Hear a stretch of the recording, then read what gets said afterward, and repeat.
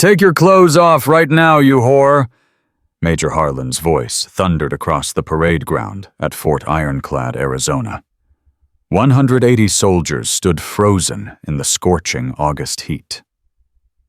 25-year-old Private Maya Chen didn't flinch. She didn't cry. She simply reached for her first button. What happened next would shatter everything these men thought they knew about strength, courage, and the quiet woman they'd mocked for weeks. Because when her uniform came off, they saw the tattoo. And every man on that field stopped breathing. Before we continue, please subscribe to this channel and follow Maya's incredible story to the very end. Comment the city you're watching from so I can see how far this story travels. The military transport bus groaned to a stop, its brakes releasing a tired hiss that echoed across the empty compound. Fort Ironclad lived up to its name. The Arizona desert stretched endlessly in every direction, and the August sun hammered down without mercy. Maya Chen gripped the seat in front of her, steadied her breathing, and stood. She was 25 years old, 5'4", 118 pounds soaking wet.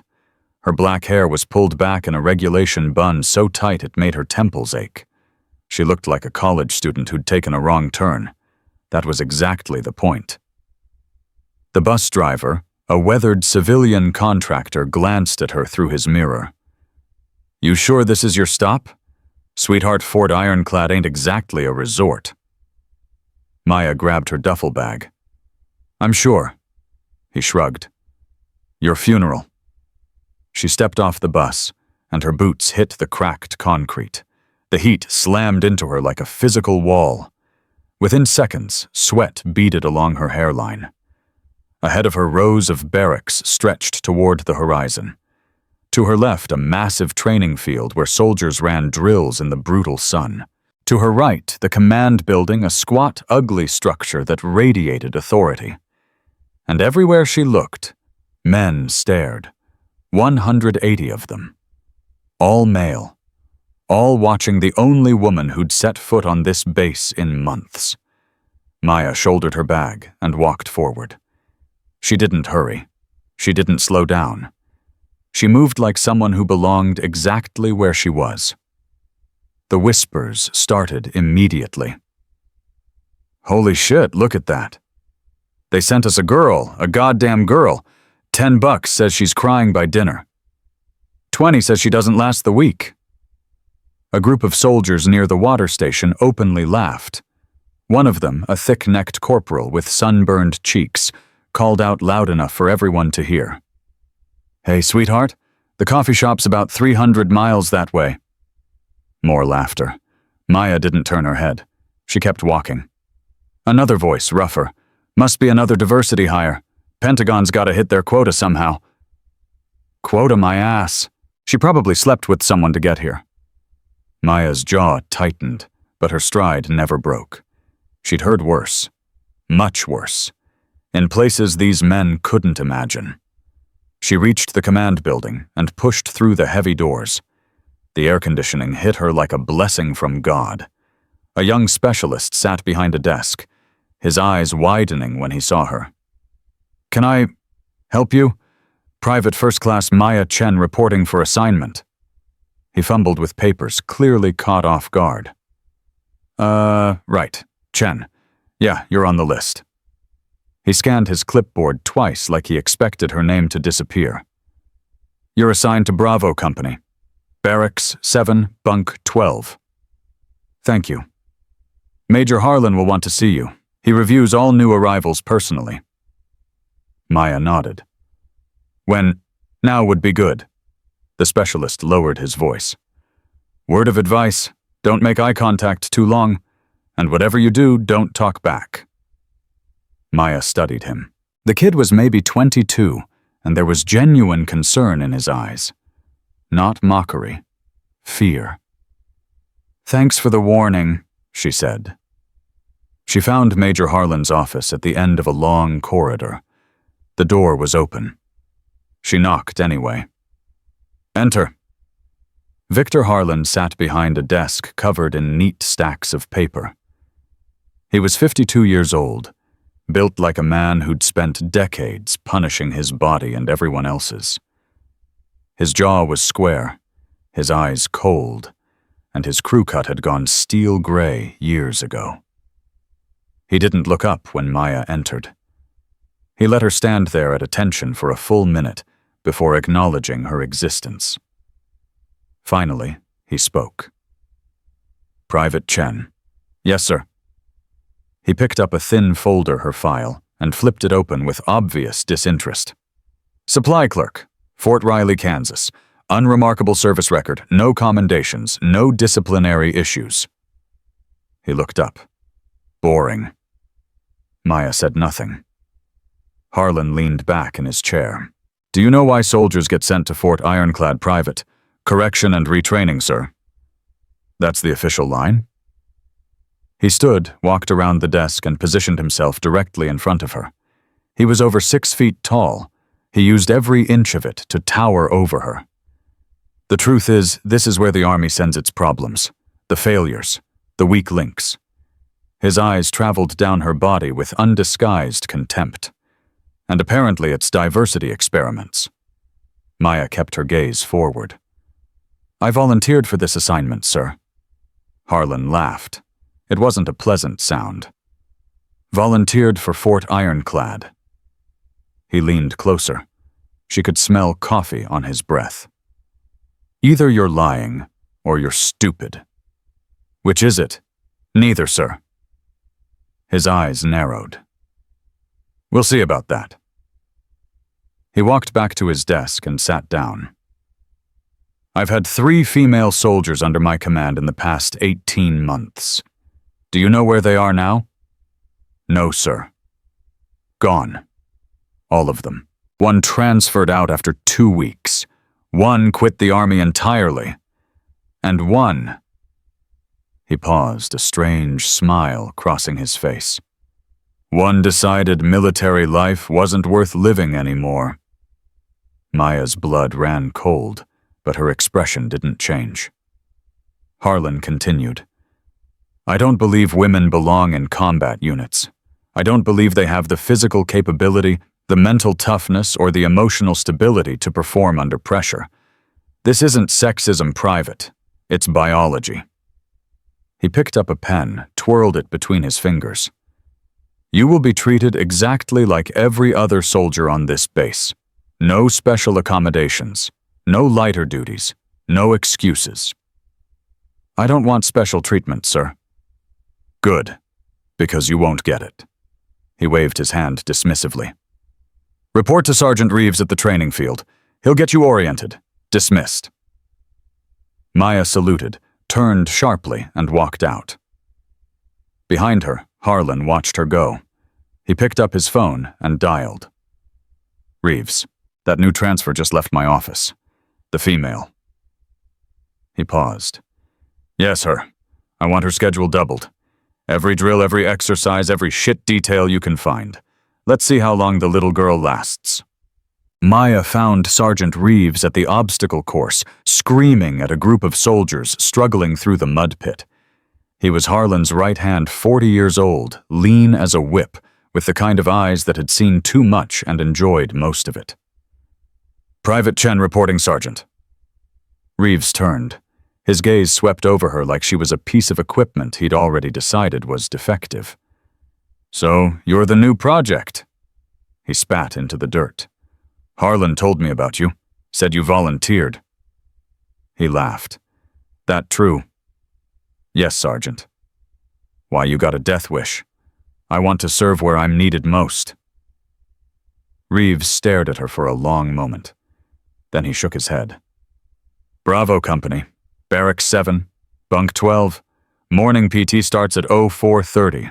Don't be late." "Yes, Sergeant." "And Chen," he stepped closer. "A word of advice. Keep your head down, your mouth shut, and maybe you'll survive long enough to transfer out. Because nobody here wants you. Nobody's going to help you. And if you cry, complain, or cause any problems," he smiled, "you'll wish you'd never been born."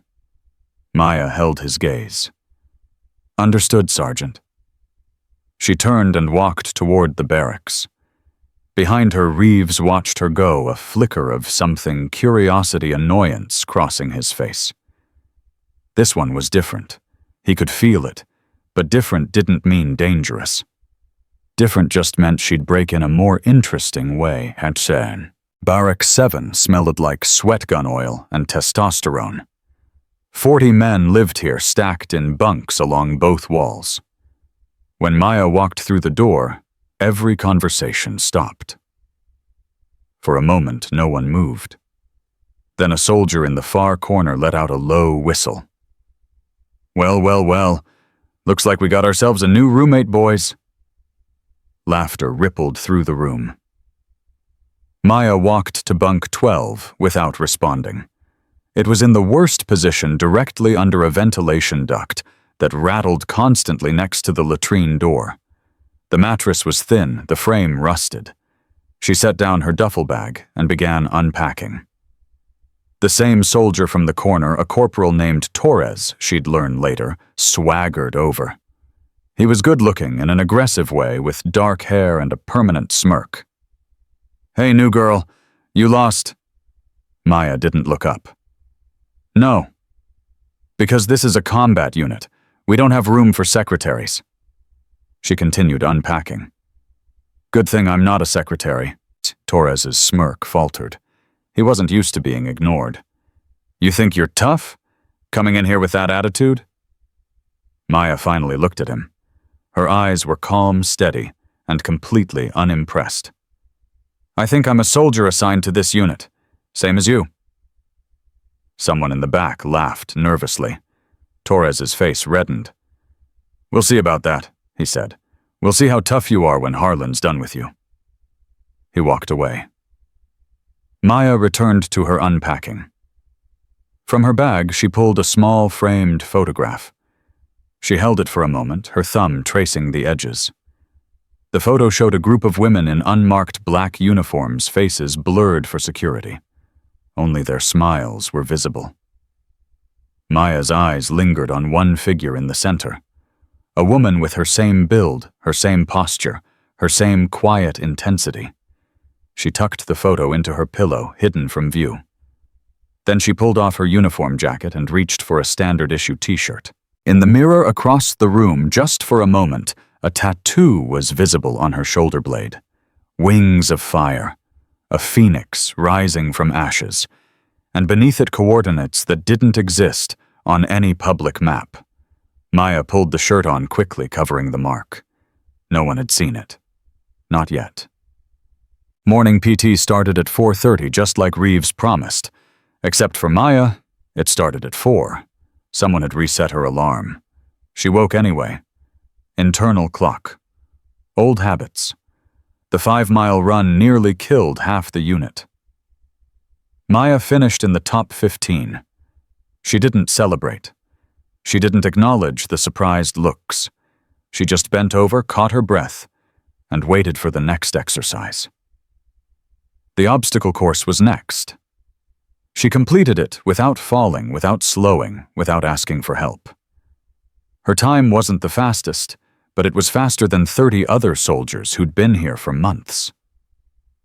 At the shooting range, she put every round through the center of her target. Tight groupings. Surgical precision. The range instructor, a grizzled master sergeant named Wallace, watched her with narrowed eyes. "Where'd you learn to shoot like that, Private Basic Training Master Sergeant?" He grunted. "Basic training doesn't teach that." But Maya ejected her magazine and set down the weapon. "I practiced a lot." Wallace studied her for a long moment. There was something in his expression, not suspicion exactly. Recognition. Like he was seeing something he couldn't quite place. "What unit were you with before Fort Riley? Supply and Logistics, Master Sergeant." He didn't believe her. She could see it in his eyes. But he didn't push. "Carry on." By the end of the first week, Maya had established a pattern. She woke early. She trained hard. She spoke only when necessary. She ignored the insults, the pranks, the constant harassment. Someone put a dead rat in her footlocker. She disposed of it without comment. Someone wrote "whore" on her bunk in permanent marker. She scrubbed it off herself. Someone spread a rumor that she'd been caught sleeping with an officer at her last post. She didn't dignify it with a response. The men didn't know what to make of her. She wasn't crying. She wasn't complaining. She wasn't breaking. And that made them angry. Torres cornered her after dinner on day 8. He had 2 friends with him, soldiers whose names Maya hadn't bothered to learn. "We need to talk, Chen." Maya was carrying her tray to the dish station. She didn't stop walking. "About what?" Torres stepped in front of her, blocking her path. "About how you don't belong here." She looked up at him. He was 6 inches taller and 80 pounds heavier. His friends flanked her on both sides. "Move," she said quietly. Torres laughed. "Or what? You gonna report me, run crying to Harlan?" He leaned down until his face was inches from hers. "Newsflash, sweetheart. Harlan hates you more than we do." I said move. Something in her voice made Torres hesitate, just for a second. A flicker of uncertainty crossed his face. Then he recovered, puffing out his chest. "You know what I think? I think you're a fake. I think you couldn't hack it anywhere else, so they dumped you here to get rid of you. And I think if we make your life miserable enough, you'll be gone by the end of the month." Maya set down her tray. Slowly, deliberately. "Are you done?" she asked. Torres blinked. "What? I asked if you're done, because I have training in 6 hours and I'd like to get some sleep." His face twisted with rage. He grabbed her arm, fingers digging into her bicep. "Listen here, you little—" Maya moved. It happened so fast that Torres's friends didn't even register what they'd seen. One moment he was grabbing her. The next he was on his knees, arm twisted behind his back at an angle that made him gasp in pain. Maya held him there for exactly 2 seconds. Then she released him, stepped back, and picked up her tray. "Don't touch me again," she said. She walked to the dish station, deposited her tray, and left the mess hall without looking back. Torres remained on his knees, cradling his arm, staring after her, with a mixture of shock and something that might have been fear. "What the hell?" one of his friends whispered. "What the hell was that?" Torres didn't answer. He couldn't. Because in that brief moment when she'd had him locked up and helpless, he'd seen something in Maya Chen's eyes. Not anger, not fear, nothing. Like she'd turned off every emotion and become something else entirely. Something trained, something dangerous, something that shouldn't exist in a supply clerk from Kansas. The incident spread through the barracks within hours. By morning, everyone had heard some version of it. Torres claimed he'd slipped on spilled water. His friends knew the truth, but were too shaken to contradict him. But the story grew anyway. Whispers followed Maya wherever she went. "Did you hear? She dropped Torres like nothing?" "Bullshit. Torres is twice her size." "I'm telling you, man. Danny saw the whole thing. Said she moved like nothing he'd ever seen." Supply clerk my ass. Something's off about her. Sergeant Reeves heard the rumors. He reported them to Harlan. Harlan listened with growing irritation. "She got lucky. Torres probably tripped over his own feet." "Maybe," Reeves said, "but the men are talking. Some of them are starting to, I don't know, wonder about her." Harlan slammed his hand on the desk. "I don't care what they wonder. She's a problem and problems get solved. Push harder. Find something, anything I can use against her." Reeves nodded. "Yes, sir." That night, someone slashed Maya's uniform jacket. The cut was deep, deliberate, impossible to repair. She would have to requisition a new one. That meant paperwork. That meant attention. That meant Harlan would have another excuse to call her into his office. Maya examined the ruined jacket without expression. Then she pulled out a sewing kit from her duffel bag and began repairing it herself. The stitches were invisible. Perfect. Like the cut had never happened. In her bunk, hidden under her pillow, the photograph of the women in black remained, and beneath her regulation t-shirt, the phoenix tattoo burned against her skin like a promise. 3 more weeks. She just had to survive 3 more weeks. And then everything would change. Day 12. Night navigation exercise. 20 soldiers dropped into unfamiliar terrain with nothing but a compass, a map, and 4 hours to reach the extraction point. Maya was assigned to Torres's fire team. He hadn't spoken to her since the mess hall incident. He didn't acknowledge her existence. But she could feel his hatred radiating off him like heat from asphalt. The terrain was brutal, rocky, uneven, studded with cacti and ravines that appeared without warning. Torres led the team with aggressive confidence, barking directions like he knew exactly where he was going. He didn't. 30 minutes in, Maya knew they were off course. The stars were wrong. The terrain didn't match the map. Torres was leading them in circles. She said nothing. Not at first. She gave him time to figure it out himself. He didn't. An hour passed. Then 90 minutes. The other team members were getting nervous, checking their watches, exchanging worried glances. Finally, Maya spoke. "Corporal, we're moving southeast. The extraction point is northeast." Torres stopped. Slowly, he turned to face her. "Excuse me, we've been traveling the wrong direction for over an hour. At this pace, we won't reach the extraction point before dawn." The other soldiers shifted uncomfortably. Torres's face flushed red in the moonlight. "You think you know better than me, Chen?" "I think the compass doesn't lie." Torres stepped toward her. "I've done this exercise 15 times. I know exactly where we are." Maya held up her map, pointing to their current position versus where they should be. "We're here. We need to be here. That's a 4-kilometer difference." "Bullshit. Check your compass. Compare it to the terrain features. The ridge on our left should be on our right if we were on course." The other soldiers looked around. She was right. The ridge was wrong. Everything was wrong. Torres's jaw tightened. "Fine. You think you're so smart you lead." It was a trap. If she succeeded, he'd claim credit. If she failed, he'd blame her entirely. Maya didn't hesitate. "Follow me." She took point, moving through the darkness with unsettling confidence. Her pace was quick but controlled.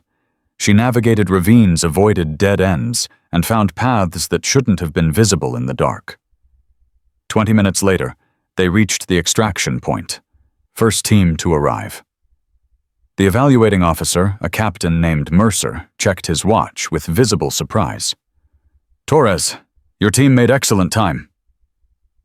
Torres opened his mouth to take credit. "Actually, sir," one of the other soldiers said, a private named Rodriguez who'd been watching Maya all night. "Private Chen led us here. She took over navigation when we got lost." Mercer raised an eyebrow. "Is that so?"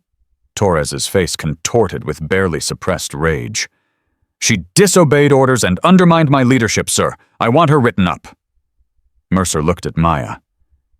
"Private Chen, did you disobey a direct order?"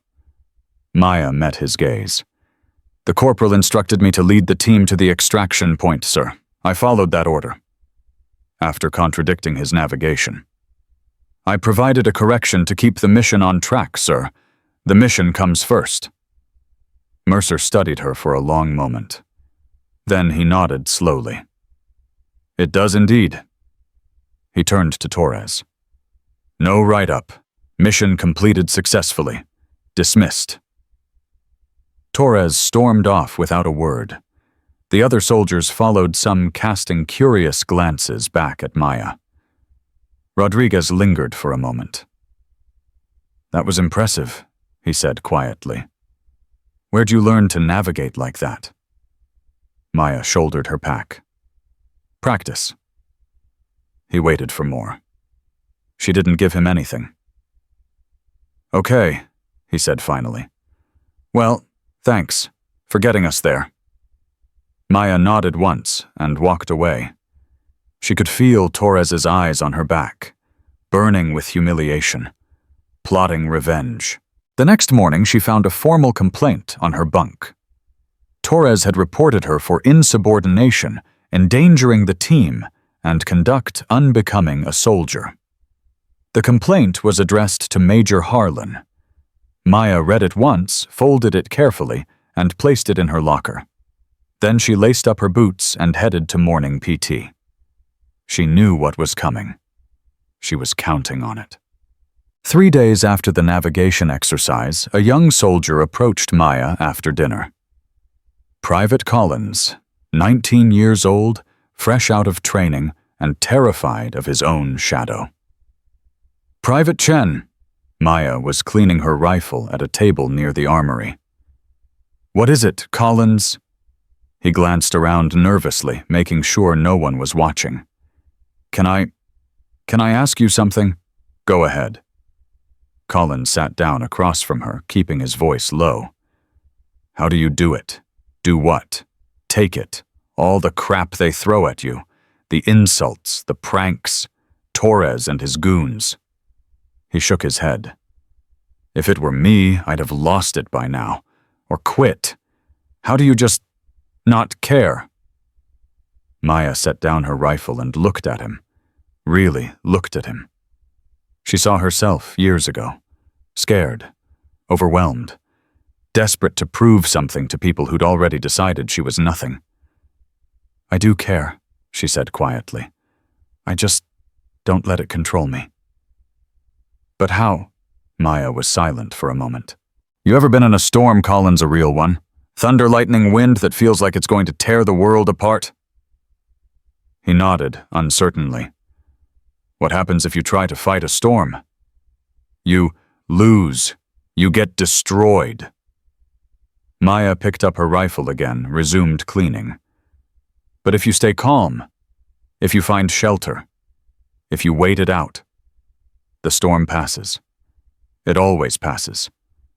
And you're still standing. Collins stared at her. So you're just waiting. I'm surviving. There's a difference between running from something and outlasting it. He processed that for a moment. They're never going to accept you. You know that, right, Harlan, Torres, the rest of them? They'll never see you as one of them. Maya smiled faintly. I'm not trying to be one of them. I'm trying to be better than what they expect. Collins didn't know what to say to that. He stood nodded awkwardly and walked away. Maya watched him go. That kid was going to be okay. She could see it. Underneath the fear, there was steel. He just didn't know it yet. She looked down at her rifle. Clean. Ready. Waiting. Just like her. Day 15. Morning formation. Harlan stood at the front of the parade ground, surveying his troops with cold satisfaction. The Arizona sun was already brutal at 0700 heat, shimmering off the concrete like waves. Today, Harlan announced, we separate the soldiers from the pretenders. He began walking the line, stopping at random soldiers to inspect their uniforms, their posture, their readiness. This unit has grown soft, complacent. Too many of you think you can coast through on minimum effort. His voice sharpened. That ends today. He stopped in front of Maya. She stood at perfect attention. Uniform immaculate. Boots polished. Eyes forward. Harlan studied her like a specimen under glass. Private Chen, how are you finding Fort Ironclad? Challenging, sir. Challenging. He smiled, but there was no warmth in it. I've been reviewing your performance reports, navigation exercise, shooting range, physical fitness tests. He paused. Impressive numbers for a supply clerk. Thank you, sir. It wasn't a compliment. He leaned closer. Where did you really train, Private? Maya didn't blink. Fort Riley, sir. Supply and logistics. Harlan's eyes searched her face for any crack, any tell. You know what I think, Chen? I think you're lying. I think there's something in your file that got conveniently lost. And I intend to find out what. He straightened, raised his voice for everyone to hear. In 2 days, we're having a full uniform inspection. Everyone, no exceptions. He looked directly at Maya. I want to see exactly what kind of soldier you really are. He walked away, leaving Maya standing at attention. Around her, soldiers exchanged glances. Whispers rippled through the formation. Something was coming. Everyone could feel it. Maya's hand unconsciously moved toward her shoulder, toward the tattoo hidden beneath layers of fabric. 2 days. She had 2 days to decide how this would end. The next 36 hours felt like walking through a minefield blindfolded. Maya knew Harlan was planning something. The inspection announcement wasn't routine. It was a setup. She could feel it in the way he watched her during drills, the way Reeves smiled when she passed, the way the other soldiers grew quieter around her. Something was coming. Something ugly. That night, she sat on her bunk, after lights out, listening to the snores and murmurs of 40 men. Her hand rested on her shoulder, fingers tracing the outline of the tattoo through her shirt. 12 women had earned this mark. 8 were dead. 3 had disappeared into classified operations so deep their own families thought they'd died. And Maya, the youngest, the last, was hiding in a correction camp, pretending to be nobody. Her commander's voice echoed in her memory. You don't have to do this, Chen. We can send someone else. No, she'd replied. It has to be me. I'm the only one young enough, unknown enough to pass as a fresh transfer. If they find out who you are, they won't. Not until I'm ready. But ready for what? That was the question she kept asking herself. Expose Harlan Gather, enough evidence to end his career, or something more personal, something that had to do with the photograph hidden under her pillow. The woman in the center of that photo. The one with Maya's build, Maya's posture, Maya's quiet intensity. Her sister, Jean. Jean Chen had been stationed at Fort Ironclad 18 months ago. She'd been assigned to Harlan's unit. And 3 weeks later, she was dead. Official report. Suicide. Case closed. Maya didn't believe it. Not for a second. Jean was the strongest person she'd ever known. Jean had survived Shadow Phoenix training. Jean had walked through fire and come out laughing. Jean didn't kill herself. Something happened here. Someone made it happen. And Maya was going to find out who. The morning before the inspection, Torres cornered her behind the motor pool. He had 4 men with him this time. Not 2. He'd learned from his mistake. Chen. Maya turned slowly. She was carrying a toolbox, standard maintenance duty. She set it down carefully. Corporal. Torres stepped forward close enough that she could smell the tobacco on his breath. You embarrassed me. In front of Captain Mercer. In front of my own team. You got lost. I got us to the extraction point. That's not embarrassment. That's mission completion. His face twisted. You think you're smart. You think you're better than us. I think you're blocking my path. One of his friends laughed nervously. Torres silenced him with a look. Tomorrow's inspection, Torres said softly. Harlan's got something special planned for you. Something that's going to make you wish you'd never set foot on this base. Maya met his eyes. And you know what it is. Torres smiled. It was the ugliest smile she'd ever seen. Let's just say, everyone's going to see what you really are. And when they do, you'll be gone, one way or another.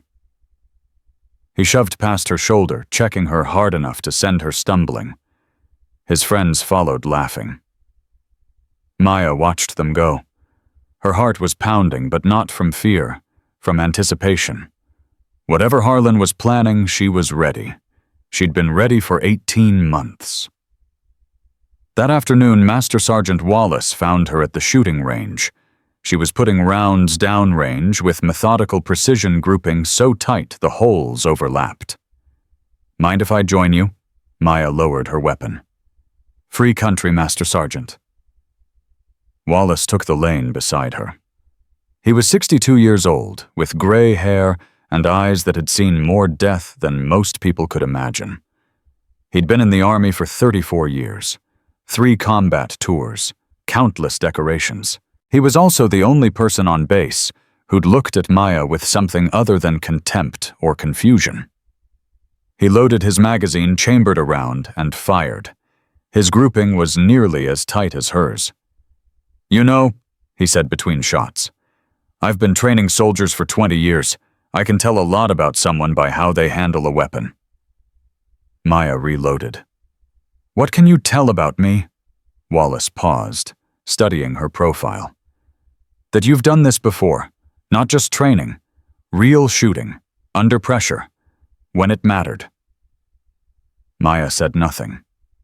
"Supply clerks don't shoot like you do," Wallace continued. "They don't move like you do. They don't think like you do." He lowered his weapon. "So who are you really, Private Chen?" For a long moment, Maya didn't answer.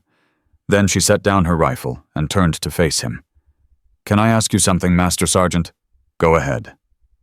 "Did you know a soldier named Jean Chen? She was stationed here about 18 months ago." Wallace's expression shifted. Just slightly, a flicker of recognition followed by something darker.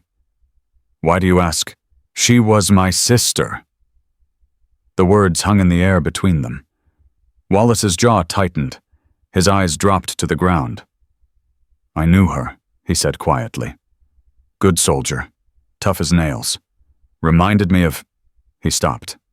"Of who?" Wallace looked up. "Of you." Maya's chest constricted. What happened to her, the real story, not the official report? Wallace glanced around, making sure they were alone. Then he moved closer, lowering his voice. "Your sister didn't kill herself, Private. I've seen soldiers in crisis. I've seen the warning signs. Jean wasn't showing any of them. She was adapting, excelling even. And then one day—" He shook his head. "They found her in the latrine. Made it look like she did it herself. But there were things that didn't add up." "What things?" "Bruises on her arms, defensive wounds like she'd been fighting someone off. And the timing it happened the night after she filed a formal complaint against Harlan for harassment." Maya's blood turned to ice.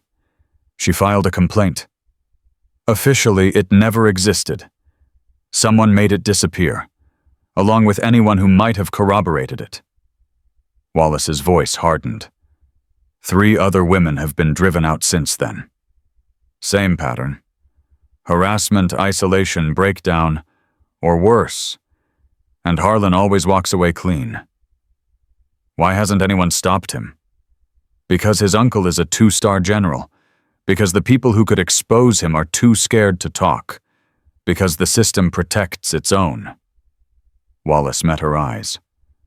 And because the only person who ever had real evidence, your sister, is dead. Maya stood perfectly still. Inside her, something cold and sharp was crystallizing.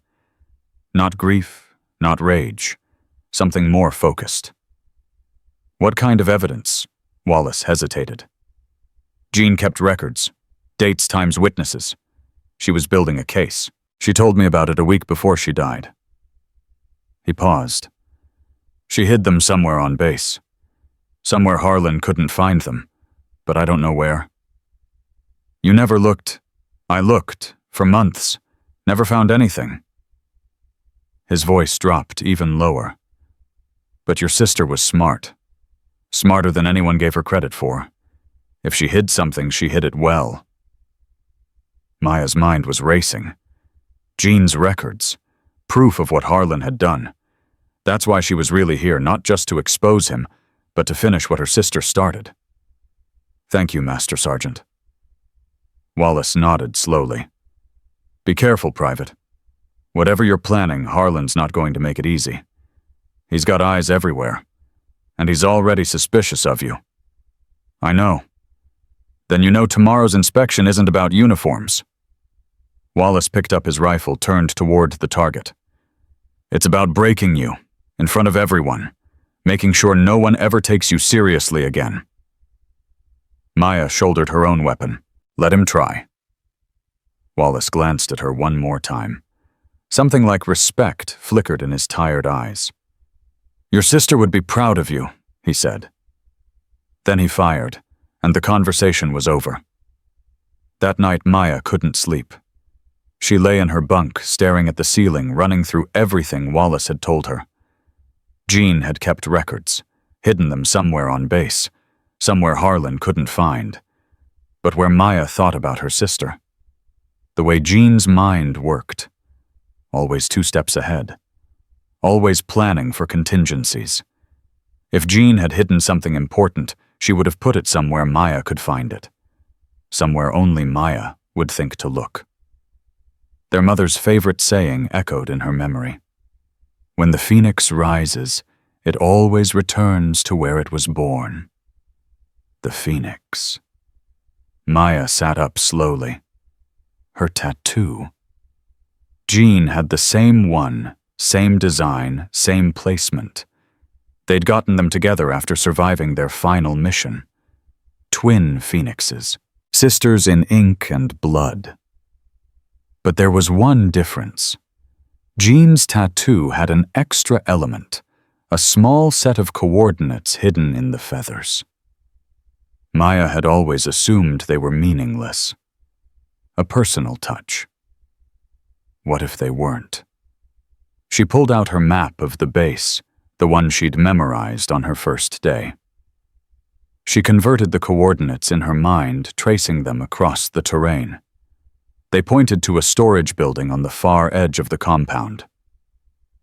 Building 47, officially decommissioned, scheduled for demolition. Maya's heart hammered against her ribs. That was it. That had to be it. She checked her watch. 2:30. The base was quiet. Most soldiers were asleep. Security was minimal. She had 4 hours until morning PT. Maya pulled on her boots, grabbed her jacket, and slipped out of the barracks. The night air was cold against her skin. She moved through the shadows with practiced ease, avoiding the pools of light from security lamps, timing her movements to the rhythm of the patrolling guards. Building 47 was exactly where the coordinates said it would be. A squat concrete structure, windows, boarded-up chain-link fence surrounding it. Warning signs plastered everywhere. Condemned. No entry. Authorized personnel only. Maya scaled the fence in seconds. The padlock on the door was rusted. She picked it in under a minute. Skills that weren't in any supply clerk's training manual. Inside the building smelled like dust and decay. Old equipment lined the walls. Filing cabinets, broken chairs, forgotten relics of a base that had grown and changed over decades. Maya pulled out a small flashlight, keeping the beam low. She searched methodically, working through the clutter with quiet efficiency. 20 minutes. 30. Nothing. She was about to give up when she noticed something odd. A filing cabinet in the corner, newer than the others. Less dusty. Like someone had moved it recently, or at least more recently than everything else. Maya pulled it away from the wall. Behind it, barely visible, was a small hole cut into the concrete. And inside the hole, wrapped in plastic, was a manila envelope. Her hands trembled as she pulled it out. She opened it carefully. Inside were photographs, documents, dates, names. Witness statements written in Jean's neat handwriting. 12 pages of evidence documenting everything Victor Harlan had done. Harassment, assault, intimidation, cover-ups. And there on the final page, a note in Jean's hand. If you're reading this, I'm probably dead. Don't let him win.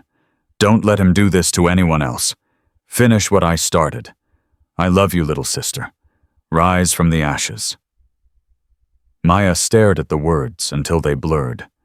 Then she carefully repacked the envelope, tucked it inside her jacket, and slipped back out into the night.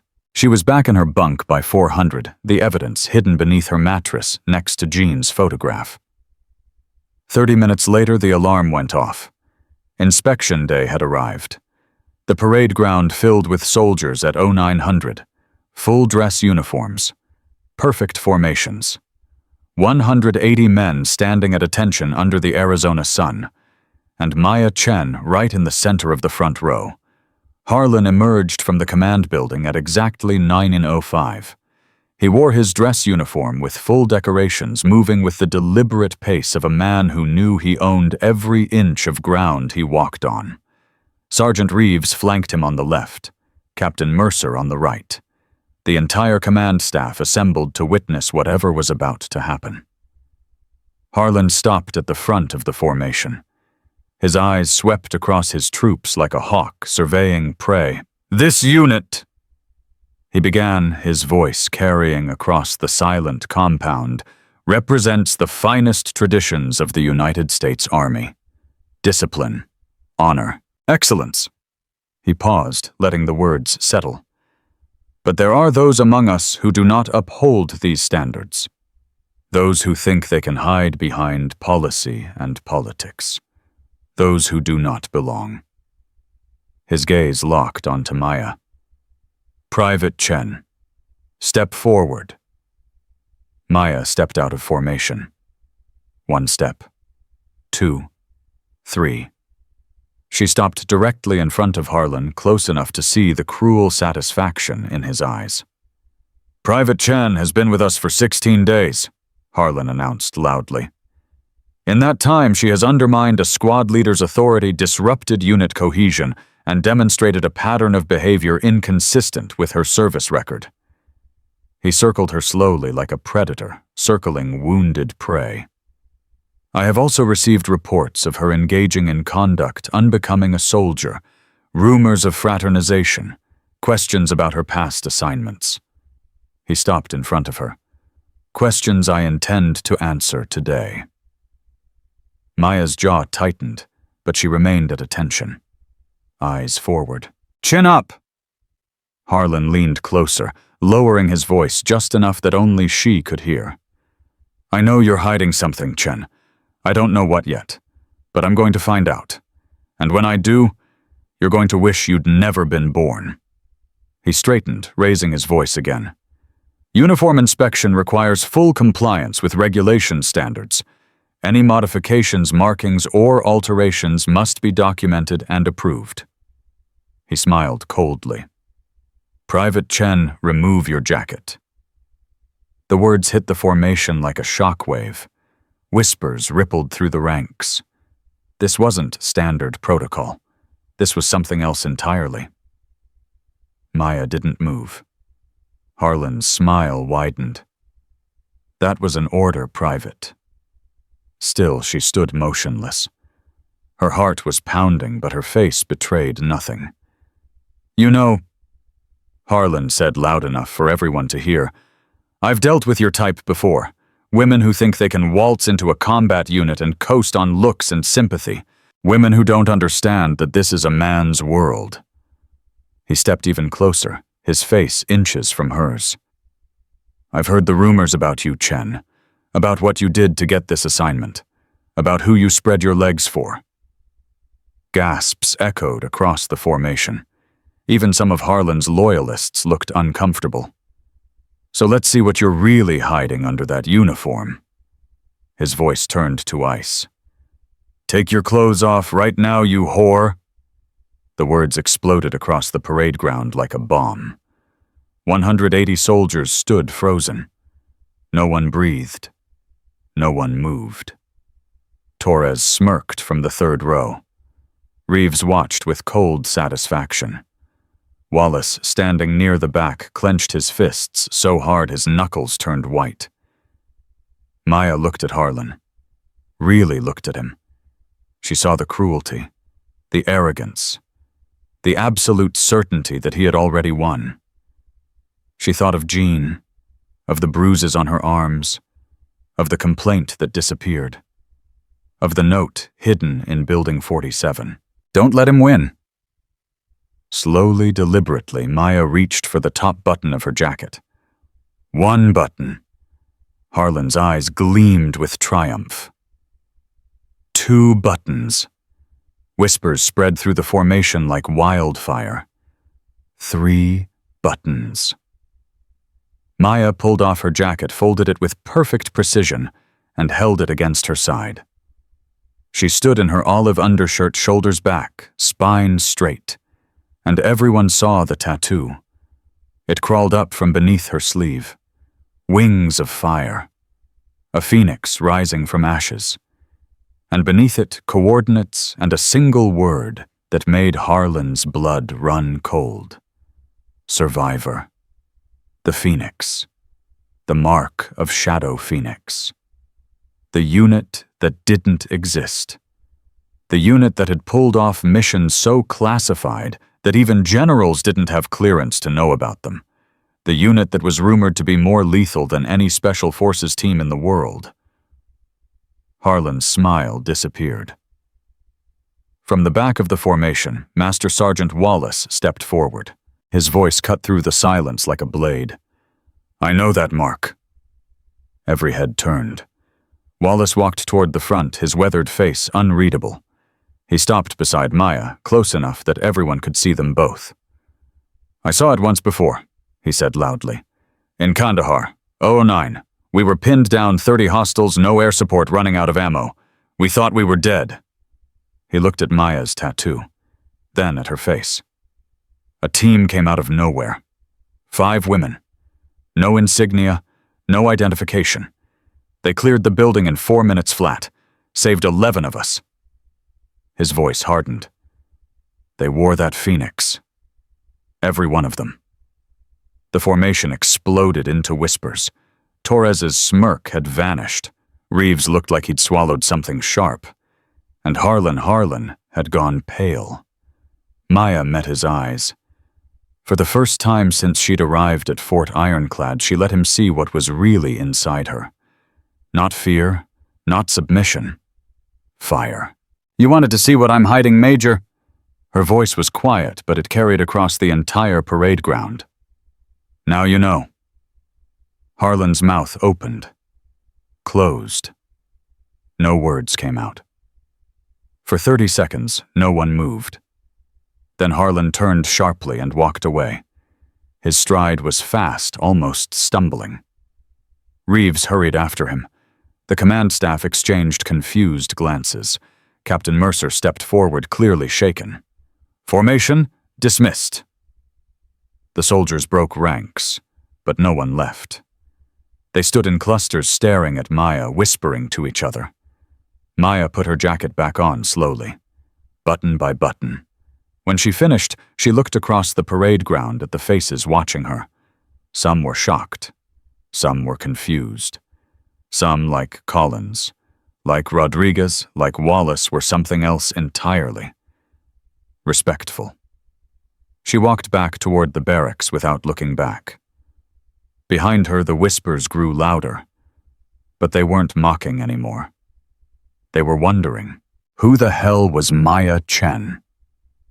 And what else was she hiding?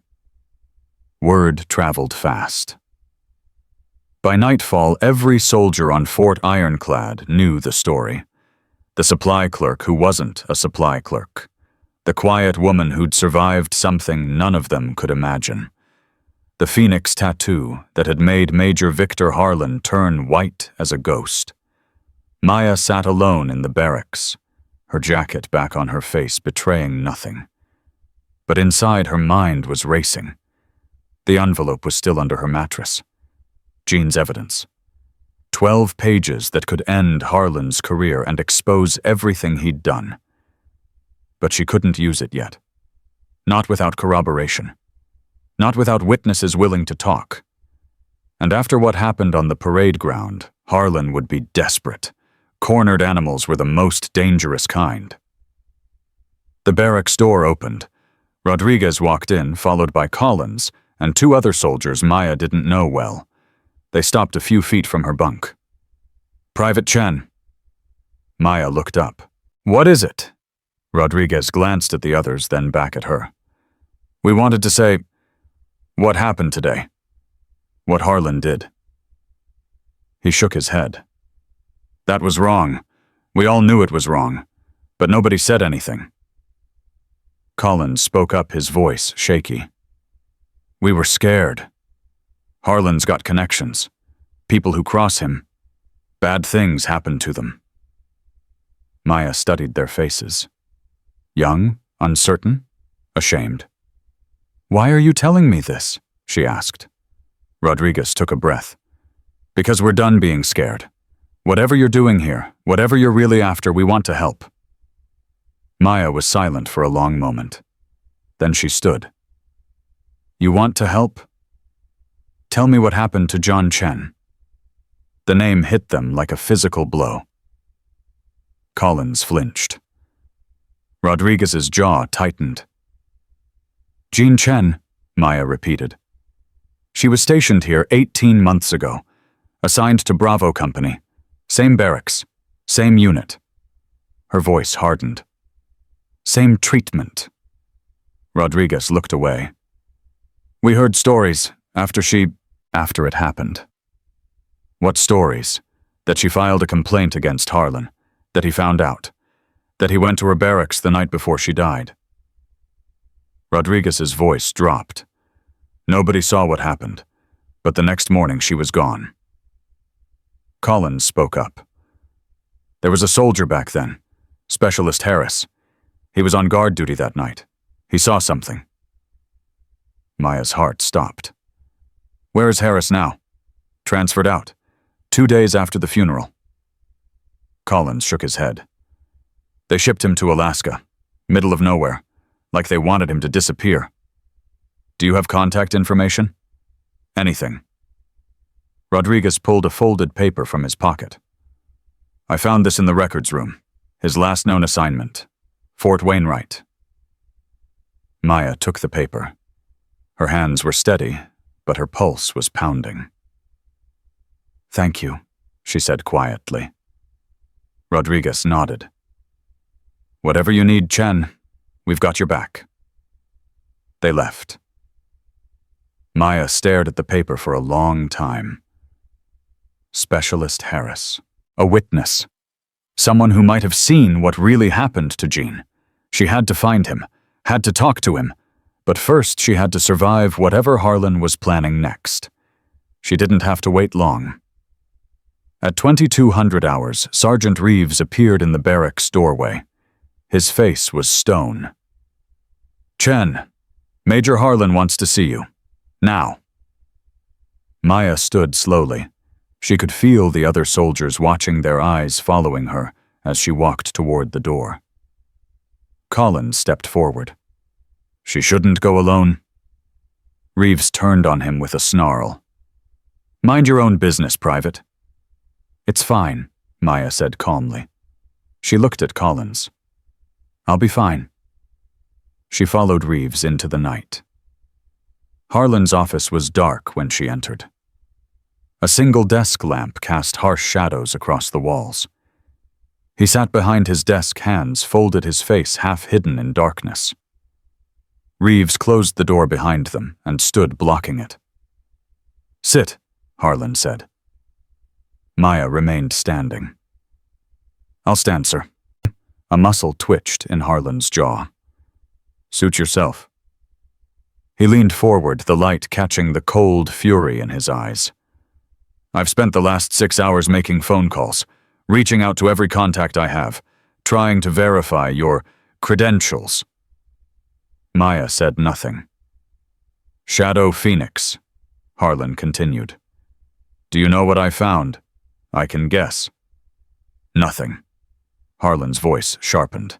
No records, no confirmation. No one willing to say anything. It's like the unit doesn't exist. It doesn't, Maya replied. Officially. Harlan stood abruptly, his chair scraping against the floor. Then how do I know you're not lying? How do I know that tattoo isn't just some story you made up to intimidate people? Maya met his gaze without flinching. You don't. But Master Sergeant Wallace does. He saw the Phoenix in Kandahar. He watched 5 women save his entire squad. She paused. Are you calling him a liar? Harlan's face reddened. Wallace is a fool, an old man living in the past. Wallace is a decorated veteran with 34 years of service. His word carries more weight than yours ever will. For a moment, Harlan looked like he might strike her. His hand trembled at his side. Reeves shifted uncomfortably by the door. Then Harlan laughed. It was a harsh, ugly sound. You think you've won something, don't you? You think that little show on the parade ground changed anything? He walked around the desk, stopping inches from her face. I've broken stronger women than you. I've destroyed careers. I've made people disappear. His voice dropped to a whisper. Your sister thought she could stand up to me too. Look where that got her. Maya's blood turned to ice. For 5 seconds, she didn't move, didn't breathe, didn't blink. Then very slowly, she spoke. What did you just say? Harlan smiled.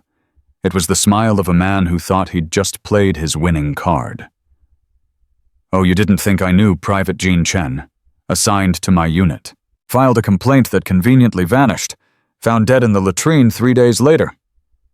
He leaned closer. Suicide, they said. Tragic. Nobody asked too many questions. Maya's hands curled into fists at her sides. She was your sister, wasn't she? That's why you're really here. Not for training. Not for evaluation. His eyes glittered with malice. For revenge. The silence stretched between them like a wire about to snap. You're right, Maya said softly. I am here for her. Harlan's smile widened. And what exactly do you think you're going to do? You have no proof, no witnesses, no evidence. He spread his hands. It's your word against mine, and my uncle is a 2-star general. Maya reached into her jacket pocket. Harlan tensed. Reeves's hand moved toward his sidearm, but all she pulled out was a folded piece of paper. She held it up. Do you know what this is? Harlan's eyes narrowed. What? It's a record of every complaint filed against you in the last 5 years. Harassment, assault, intimidation, 12 separate incidents. Maya's voice was ice. Most of them disappeared from the official files, but my sister kept copies. She hid them before she died. The color drained from Harlan's face. You're bluffing. Maya unfolded the paper. She read aloud. March 15th, 2022. Private Sarah Mitchell reported unwanted physical contact during a training exercise. Complaint withdrawn under pressure. April 3rd, 2022. Specialist Amanda Torres reported verbal abuse and threats of career destruction. Transferred to different base within 48 hours. No investigation conducted. She looked up. Shall I continue? Harlan's composure cracked. Where did you get that? My sister was smarter than you thought. She knew you'd come for her. She knew you'd try to silence her. So she made sure the truth would survive, even if she didn't. Reeves stepped forward. Sir, maybe we should... Shut up, Harlan snapped. His eyes never left Maya. That paper proves nothing. It's hearsay. Fabrication. Maybe, Maya acknowledged. But I also have photographs, documents, witness statements. She tucked the paper back into her pocket. Everything my sister collected preserved and waiting. You're lying. Am I? Maya took a step closer. There's a storage building on the edge of the compound, Building 47. Condemned. Scheduled for demolition. She watched his face carefully. Want to know what's hidden inside? Harlan's mask shattered completely. His face twisted with rage and something else, fear. Raw, primal fear. You little bitch, he breathed. You think you can destroy me? I think you destroyed yourself a long time ago. I'm just making sure the world knows about it. Harlan lunged. Maya was faster. She sidestepped, caught his arm, and used his momentum to spin him off balance. In one fluid motion, she had him bent over his own desk arm, twisted behind his back. Reeves drew his weapon. Let him go. Maya didn't move. Put the gun down, Sergeant. I said let him go. And I said put the gun down. Her voice was calm, controlled, terrifying. You shoot me, and everything I know goes public. Every document, every photograph, every witness statement. My people have instructions. Reeves hesitated. His hand trembled. Think carefully, Maya continued. You want to go down with him because that's what happens if you pull that trigger.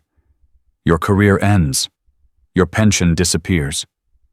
Everything you've worked for, gone. The seconds stretched into eternity. Then slowly Reeves lowered his weapon. Maya released Harlan. He stumbled, catching himself on the desk, breathing hard. This isn't over, he snarled. No, Maya agreed. It's just beginning. She walked to the door, paused, and looked back. Tomorrow morning, I'm sending everything to the Inspector General's office. You have until then to decide how you want this to end. She opened the door. Choose wisely, Major. She walked out into the night. Behind her, Harlan stood frozen, his world crumbling around him. Maya didn't go back to the barracks. She walked to the far edge of the compound, to a spot overlooking the desert where the lights of the base couldn't reach. She stood there for a long time, staring at the stars. Jean, her big sister, her hero. The woman who'd taught her that strength wasn't about muscle. It was about will, about refusing to break no matter how hard they pushed. Jean had known she was going to die. She'd known Harlan would come for her. And instead of running, she'd gathered evidence, built a case, hidden it where only Maya would find it. She'd sacrificed herself to give her little sister a weapon. Tears burned in Maya's eyes, but she didn't let them fall. Not yet. Not until it was finished. Footsteps approached from behind. She turned. Master Sergeant Wallace stood a few feet away, his weathered face unreadable in the darkness. Heard there was some commotion at the command building, he said quietly. Word travels fast. Always does on a military base. He moved to stand beside her, looking out at the same empty horizon. You okay? Maya considered the question. I will be, when this is over. Wallace nodded slowly. I made some calls tonight, after what happened on the parade ground. He paused. Found someone who knows what really happened to your sister. Maya's heart stopped. Who? Colonel Diana Frost, base commander. She's been away at a conference, but she's coming back early. Tomorrow morning. Wallace turned to face her. Frost never believed the suicide story. She tried to launch an investigation, but Harlan's connections shut it down. She's been waiting for someone to reopen the case. Why didn't she do it herself? Because she had no proof, no witnesses willing to talk, no evidence. Wallace's eyes met hers. But you do. Maya absorbed this. A colonel on her side. Someone with the authority to make things happen. There's something else, Wallace added. That soldier you asked about. Specialist Harris. The one who was on guard duty the night Jean died. What about him? He's not in Alaska anymore. He got reassigned 3 months ago. Wallace pulled out his phone, showed her a message. He's at Fort Bliss, 4 hours from here. and he wants to talk." Maya stared at the screen. A name. A location. A chance. "How did you find this?" "I told you. I've been in this army 34 years. I know people who know people." Wallace pocketed his phone. "Harris has been carrying this weight for 18 months. Nightmares. Guilt. He saw something that night and he's been too scared to tell anyone.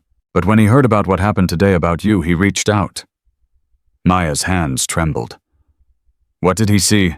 "He wouldn't say over the phone, but he's willing to meet tomorrow night, off base." Wallace's voice hardened. "This is your chance, Chen. The evidence your sister collected plus an eyewitness who can corroborate it. That's enough to bring Harlan down. For real this time." Maya looked back at the stars. Somewhere up there, she liked to think Jean was watching.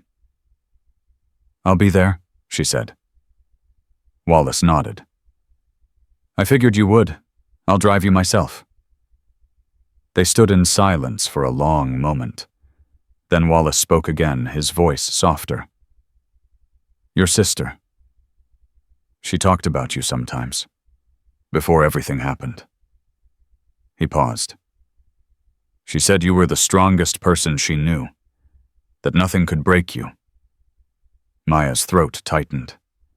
She was wrong. Plenty of things broke me. Maybe. But you put yourself back together. That's what matters. And Wallace turned to leave, then stopped. "Get some sleep, Private. Tomorrow's going to be a long day." He walked away into the darkness. Maya stayed where she was, alone with the desert wind and the weight of everything that was coming. At 0600, the barracks erupted in chaos. Military police stormed through the door, shouting orders, flipping bunks, tearing through lockers. Soldiers stumbled out of bed, confused and frightened. Maya was already awake, already dressed, already waiting. A young MP lieutenant approached her bunk. "Private Maya Chen." "That's me. You're under arrest, by order of Major Victor Harlan." The barracks went silent. Every soldier stared. Rodriguez stepped forward. "On what charges?" The lieutenant consulted his clipboard. "Theft of classified documents, insubordination, threatening a superior officer." He looked at Maya. "Hands behind your back." Maya didn't resist. She let them cuff her, let them march her out of the barracks, let them parade her past the dozens of soldiers who'd gathered to watch. Torres stood near the entrance, a satisfied smirk on his face. Guess the little girl finally got what was coming. Maya met his eyes as she passed. She didn't say anything. She didn't need to. The smirk faltered. Torres looked away. They took her to the detention facility, a small concrete building on the edge of the compound. They processed her in silence, took her personal effects, and locked her in a holding cell. The door clanged shut.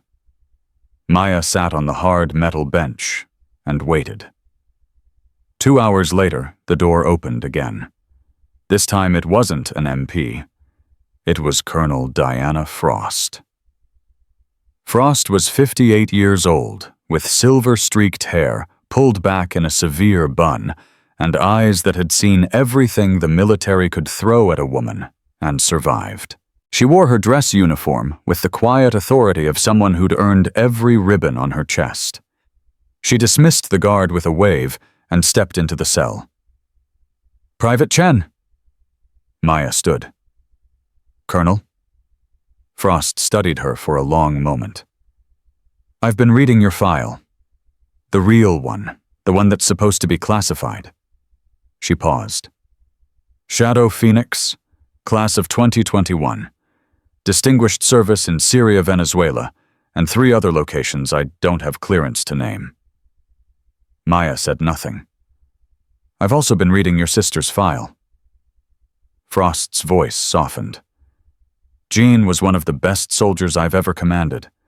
When she died, I knew something was wrong, but every time I tried to investigate, the doors slammed shut.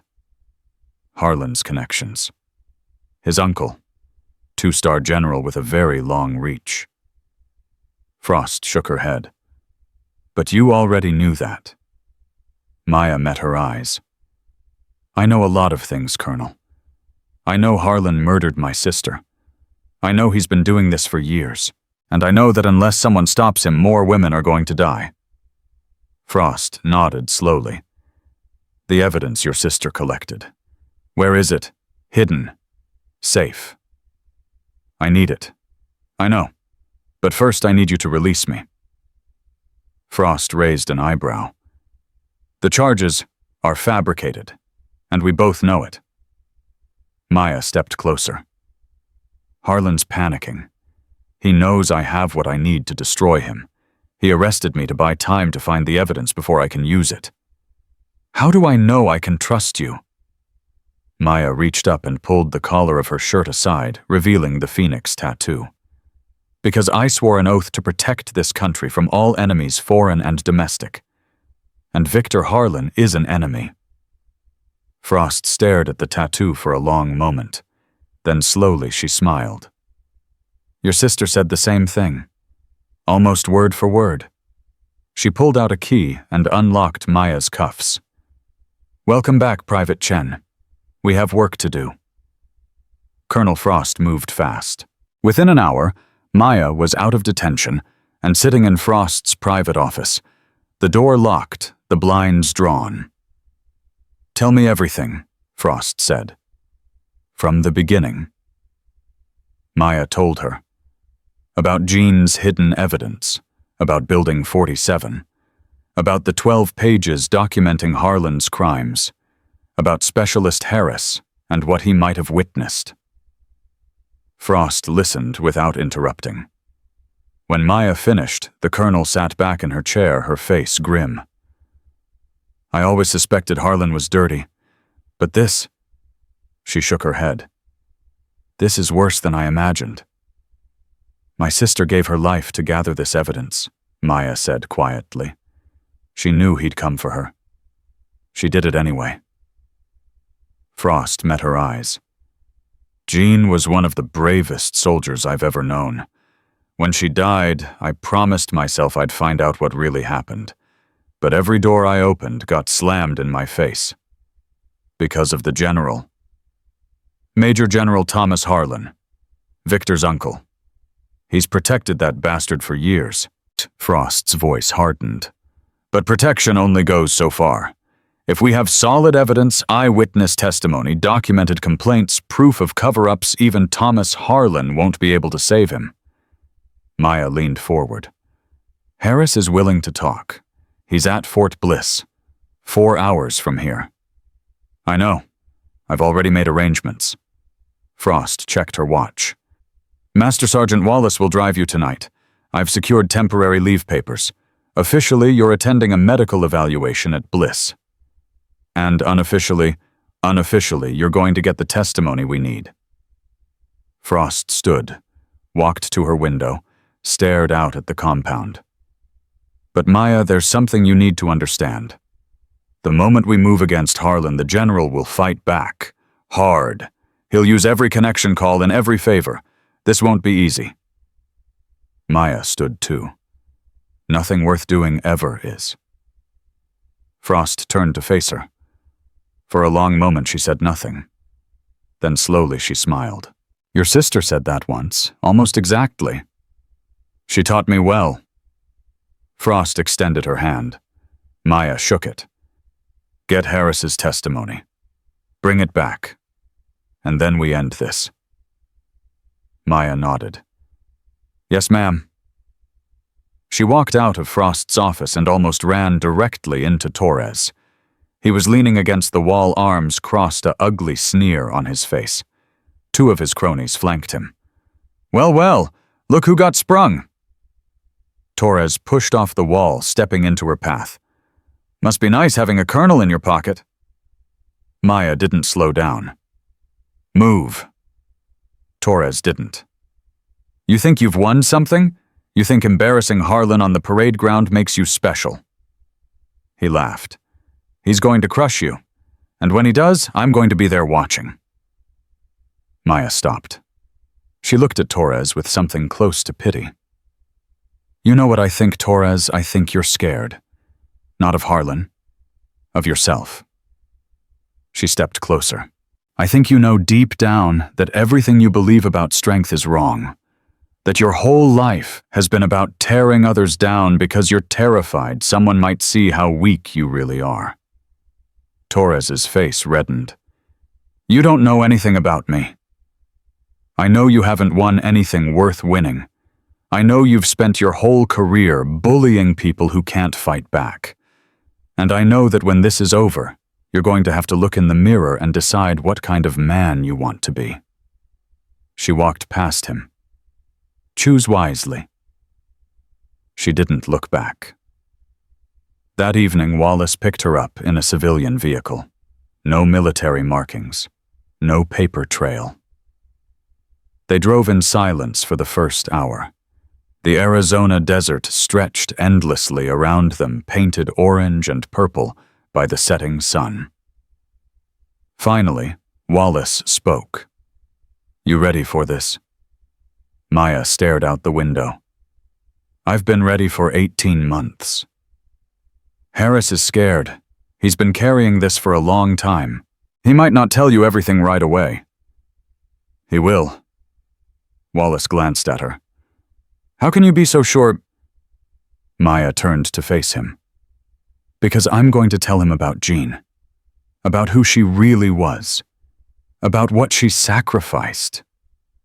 Her voice hardened. And then I'm going to ask him if he wants her death to mean something. Wallace nodded slowly. Fair enough. They arrived at Fort Bliss after dark. Wallace had arranged a meeting at a diner off base, away from military eyes. The kind of place where conversations happened that never officially occurred. Specialist Marcus Harris was already there when they walked in. He sat in a corner booth, hunched over a cup of coffee, his eyes darting nervously toward the door every few seconds. He was 24 years old, but he looked older. Dark circles under his eyes. Hands that trembled slightly. The look of a man who hadn't slept well in a very long time. Maya slid into the booth across from him. Wallace stayed by the door, keeping watch. Specialist Harris. He looked up. His eyes were haunted. You're Jean's sister. Yes. Harris's jaw tightened. You look like her. Same eyes. Maya said nothing. She waited. Harris wrapped both hands around his coffee cup like he was trying to draw warmth from it. I've wanted to tell someone for 18 months, but every time I tried, he shook his head. They made it clear what would happen if I talked. Who's they? Harlan. Reeves, the people who handle things for them. His voice dropped. They transferred me 2 days after Jean died. Told me if I said anything ever to anyone, they'd make sure I had an accident. Something that looked natural. Maya's blood ran cold, but her face stayed calm. What did you see, Marcus? Harris looked at her. Really looked at her. She could see the war playing out behind his eyes, fear versus guilt, silence versus truth. I was on guard duty that night, he said finally. 2 a.m. Everyone was supposed to be in their bunks, but I saw Harlan walking toward the women's barracks. Maya's heart pounded, but she kept her voice steady. Go on? He went inside, alone. I thought it was weird, but he's the commander, right? I figured he was doing some kind of inspection. Harris's hands trembled harder. 20 minutes later, he came back out. He was walking fast, almost running. And his uniform, he stopped. What about his uniform? Harris's voice cracked. There was blood on his sleeve. Not a lot, just a little. But I saw it. And the look on his face, he shuddered. He looked scared. Not guilty, scared, like something had gone wrong. Maya's nails dug into her palms. What happened next? I filed it away. Told myself it was nothing. Told myself there had to be an explanation. Harris's eyes filled with tears. And then the next morning they found Jean. They said it was suicide, but I knew it wasn't. Why didn't you say anything? I tried. His voice broke completely. I went to Reeves, told him what I saw. He thanked me, said he'd look into it. And then 2 hours later I got transfer orders. Immediate deployment. He wiped his eyes roughly. They pulled me aside before I left. Told me what would happen if I talked. Told me they knew where my family lived. Maya reached across the table. She took his trembling hands in hers. Marcus, look at me. He looked up. You're not alone anymore. What you saw, what you know, it matters. It's going to help bring Jean justice. It's going to make sure Harlan never does this to anyone else. Harris stared at her. You really think you can take him down? I know I can, but I need your help. I need you to put this in writing, an official statement, on the record. The fear flickered in his eyes again. If you do that, you'll be protected. Colonel Frost is on our side. The Inspector General will be involved. Harlan won't be able to touch you. Harris was silent for a long moment. The diner hummed around them, clattering dishes, murmured conversations, a country song playing softly on the jukebox. Then slowly, he nodded. Okay, I'll do it. His voice steadied. For Jean, and for everyone else he's hurt. Maya squeezed his hands. Thank you, Marcus. Wallace approached with a folder. Inside were official statement forms, a recorder, everything they needed. Harris talked for 2 hours. He told them everything what he saw, when he saw it, every detail he could remember. He signed his name at the bottom of every page. When it was done, Maya stood. You did the right thing, she said. Harris looked up at her. I should have done it 18 months ago.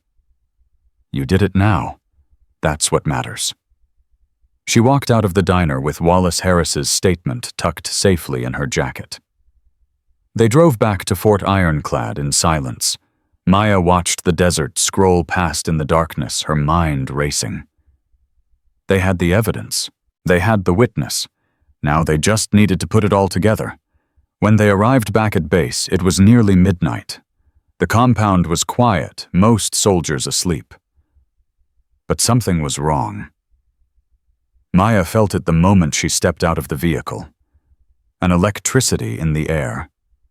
A tension that hadn't been there when she left. Wallace sensed it too. Something's happened. They walked toward the barracks. Halfway there, Rodriguez came running toward them, his face pale with urgency. Chen, thank God you're back. What's wrong? It's Building 47. Rodriguez was breathing hard. Someone set it on fire, about an hour ago. The whole thing burned down. Maya's blood turned to ice. The evidence, she whispered. Rodriguez shook his head. I don't know what was in there, but whatever it was, it's gone. Nothing left but ashes.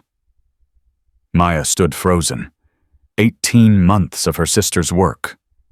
Gone. Destroyed. Harlan. It had to be Harlan. He'd figured out where Jean had hidden the evidence, and he'd made sure no one would ever find it. Wallace put a hand on her shoulder. Maya. She shook him off. I need to think. She walked away, her mind spinning. The building was gone. The documents, the photographs, the witness statements Jean had collected, all of it reduced to nothing. But wait. Maya stopped walking.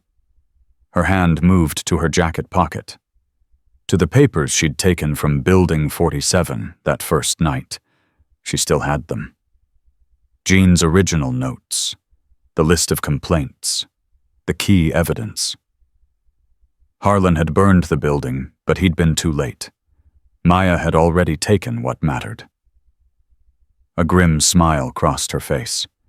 He'd tried to destroy the past, but the past was already in her hands. She turned and walked toward Colonel Frost's office. The colonel was still awake despite the late hour. When Maya entered, Frost looked up with tired eyes. "I heard about the fire. Harlan's getting desperate." Maya pulled the envelope from her jacket and placed it on the desk. "He burned the building, but I got these out days ago."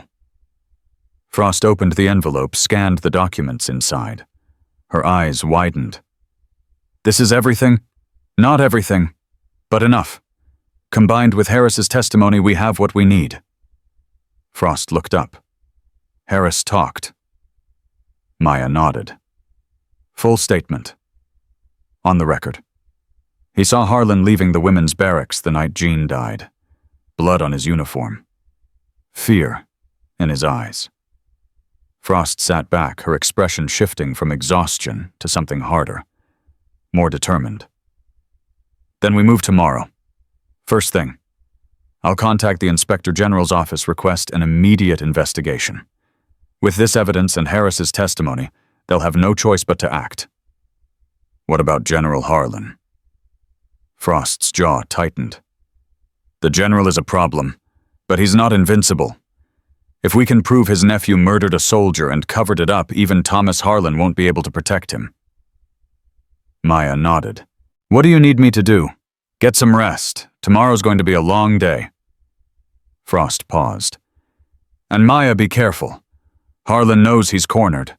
Cornered animals do desperate things." Maya met her eyes. "So do I." She left the office and walked back toward the barracks. The compound was dark, quiet, but she could feel eyes on her, watching, waiting. She was halfway to her bunk when a figure stepped out of the shadows. Sergeant Reeves. He stood directly in her path, his face twisted with barely contained rage. "You think you're clever, don't you?" His voice was a low snarl. "You think you've got Harlan backed into a corner?" Maya stopped. "Get out of my way, Sergeant. I've been with the Major for 15 years. 15 years of loyalty. And you think some little girl with a sad story is going to tear all that down?" Maya said nothing. Reeves stepped closer. "I know about the fire. I know it didn't work. I know you still have what you need." His eyes glittered dangerously. "But evidence can be lost. Witnesses can disappear. Accidents happen all the time." Maya's body tensed, every muscle coiling for action. "Is that a threat, Sergeant? It's a promise." Reeves was inches from her face now. "Your sister thought she was untouchable too. Look what happened to her." Something snapped inside Maya. She moved before Reeves could react. Her hand closed around his throat, driving him backward until he slammed against the wall. His eyes went wide with shock and sudden fear. Maya leaned in close. Her voice was barely a whisper, but it carried the weight of 18 months of grief and rage. "You want to know what happened to the last person who threatened me? He's buried in a shallow grave outside Damascus. No name, no marker, nothing." Her grip tightened. "I'm not my sister Reeves. Jean played by the rules. I don't." Reeves clawed at her hand, gasping for air. "If you come near me again, if you threaten me again, if you so much as look at me wrong, I will end you. Not tomorrow. Not next week. Tonight." She released him, letting him crumple against the wall. "Are we clear?" Reeves nodded frantically, clutching his throat. Maya straightened her uniform. "Good. Now get out of my sight." He scrambled away into the darkness, stumbling, terrified. Maya watched him go. Her hands were shaking, but not from fear, from adrenaline, from the release of emotions she'd been holding back for far too long. She continued to her barracks. Inside, most soldiers were asleep. But Collins was awake, sitting on his bunk, watching the door. "Chen." He stood as she entered. I heard about the fire. Is it true? Did they destroy everything? Maya shook her head. Not everything. I got the important stuff out before Harlan burned the building. Collins let out a breath of relief. Thank God. How did he know? Maya asked quietly. How did Harlan find out about Building 47? Collins's face darkened. Torres. He was bragging about it earlier. Said he'd been watching you, following you. He saw you go into the building a few nights ago. Maya's jaw clenched. Torres. Of course. Don't worry about him, Collins said quickly. Me and Rodriguez and some of the others, we've got your back. Whatever happens tomorrow, you're not alone. Maya looked at him. This scared kid who'd asked her for advice just days ago. He'd grown. They all had. Thank you, Collins. He nodded awkwardly. Get some sleep. Big day tomorrow. Maya lay down on her bunk, but she didn't sleep. She stared at the ceiling, running through everything that needed to happen. Harris's statement, Jean's evidence, Frost's support, the Inspector General. It was enough. It had to be enough. But somewhere in the back of her mind, a voice whispered. Harlan wasn't finished. He still had one card left to play, and Maya had a feeling she was about to find out what it was. At 0600, alarms screamed across the compound. Maya was up instantly, already dressed, already moving. Something was wrong. The alarm pattern wasn't for a drill, it was emergency lockdown. She burst out of the barracks. Soldiers were running everywhere, confusion and panic spreading like wildfire. Wallace appeared at her side. Chen, there's been an incident. What kind of incident? Harlan. Wallace's face was grim. He's barricaded himself in the command building. He's got Colonel Frost. Maya's blood froze. He's what? He took her hostage about 20 minutes ago, showed up at her office with his sidearm drawn, dragged her inside, locked all the doors. Wallace's voice dropped. He's demanding safe passage off base, and he's asking for you. Maya stared at him. For me, he says if you don't come to him in 30 minutes, he's going to kill her. The world seemed to stop spinning. This was it, Harlan's final card, his last desperate move. Maya looked toward the command building. Military police were setting up a perimeter. Officers were shouting orders. Chaos everywhere. But through it all, one thought burned clear in her mind. Jean had died trying to stop this man. Frost had risked everything to help bring him down. Maya wasn't going to let him win. Not now. Not ever. She turned to Wallace. Get me close to that building. Wallace grabbed her arm. Maya, this is suicide. Harlan's got nothing to lose. He'll kill you both. Maya pulled free. He wants me. Fine. He's going to get me. Her eyes hardened. But not the way he thinks. She started walking toward the command building. Behind her, Wallace hesitated for only a second. Then he followed. The perimeter guards tried to stop her. Maya didn't slow down.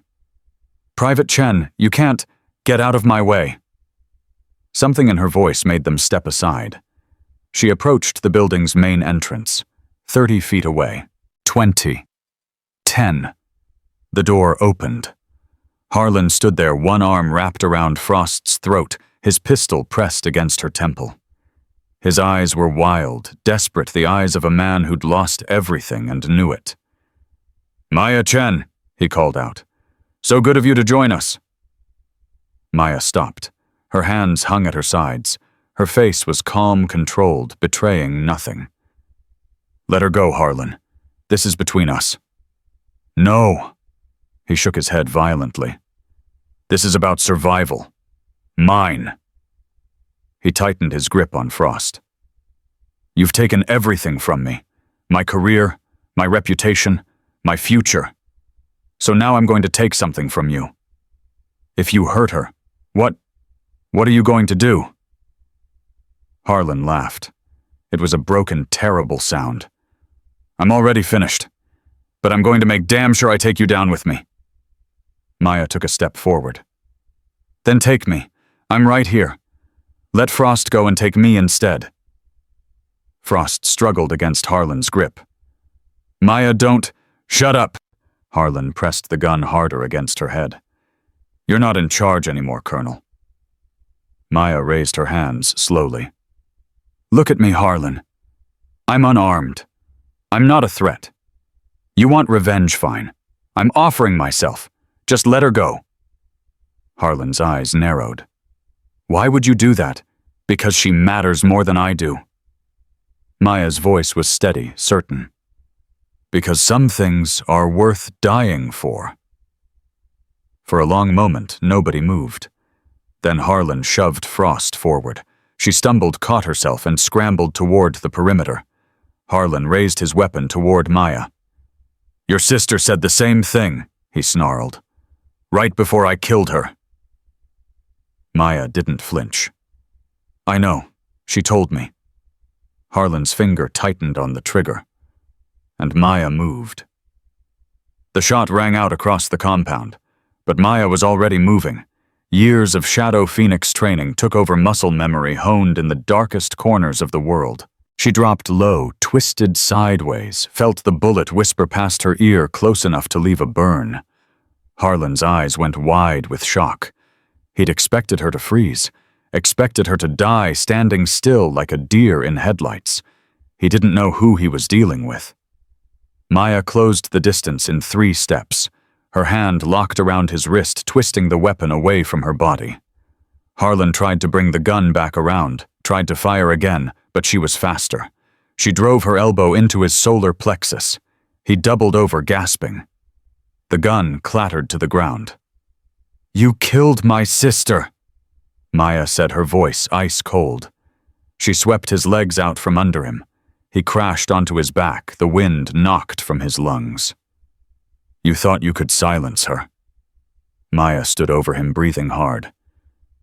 "You thought you could make her disappear." Harlan scrambled backward, terror replacing the madness in his eyes. "I'll destroy you. Your uncle can't save you anymore." Maya stepped on his chest, pinning him to the ground. "No one can." Military police swarmed around them, weapons drawn, shouting orders. "Private Chen, step back." Maya didn't move. She stared down at Harlan, this man who had haunted her nightmares for 18 months. This man who had murdered the only family she had left. She could end him, right here, right now. One quick strike, and it would be over. But Jean's voice echoed in her memory. "Don't become the monster, little sister. That's how they win." Maya lifted her boot off Harlan's chest. She stepped back slowly. "He's all yours," she said to the MPs. They descended on Harlan like wolves. Within seconds he was cuffed, pinned helpless. He screamed threats and curses as they dragged him away, but his words meant nothing now. Colonel Frost approached Maya. Her uniform was disheveled, her face pale, but her eyes burned with gratitude and something deeper. "You saved my life." Maya shook her head. "You gave me the chance to finish this. We're even." Frost studied her for a long moment. Then she reached out and gripped Maya's shoulder. "Jean would be proud of you." Maya's throat tightened. She couldn't speak. She just nodded. The compound erupted into organized chaos. More military police arrived, investigators, officers from the Inspector General's department. News spread through the base like wildfire. Major Victor Harlan had been arrested. The untouchable commander was finally facing justice. Maya stood apart from it all, watching. She felt hollow, empty. For 18 months, she'd lived for this moment. Now that it was here, she didn't know what to feel. Wallace found her near the motor pool, staring at nothing. "You okay?" "I don't know." Her voice was distant.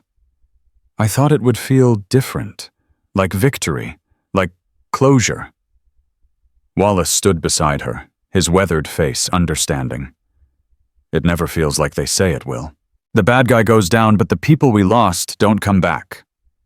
No, they don't. They stood in silence for a long moment. What happens now? Maya asked. Now the process takes over. Court-martial, investigations. Harlan's uncle is already trying to spin this, but he won't succeed. Too many witnesses. Too much evidence. Wallace paused. Harris's statement alone would be enough, combined with everything else Harlan's finished. Maya nodded slowly. And the other women, the ones he drove out, the ones who died.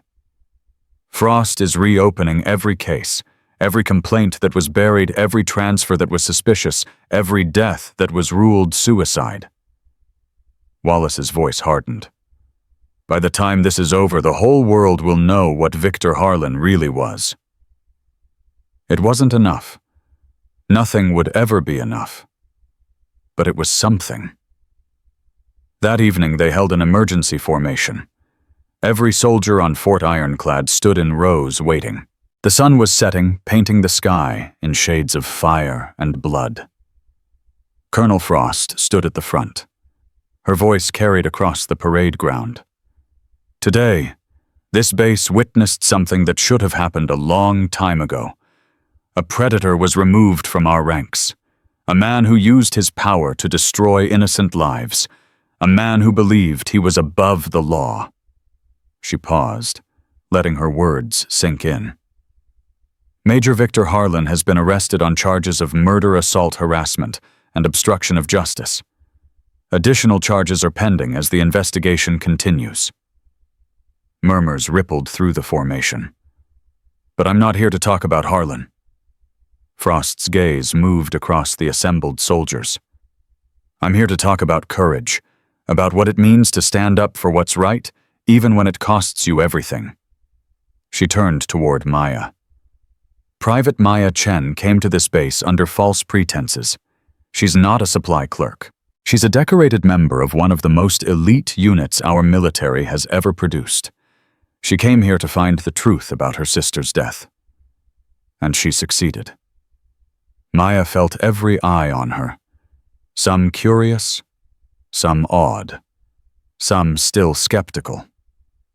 But more importantly, Frost continued, she showed us something we'd forgotten. That rank doesn't equal character. That strength isn't about how loud you yell or how many people you can bully. It's about standing your ground when everything tells you to run.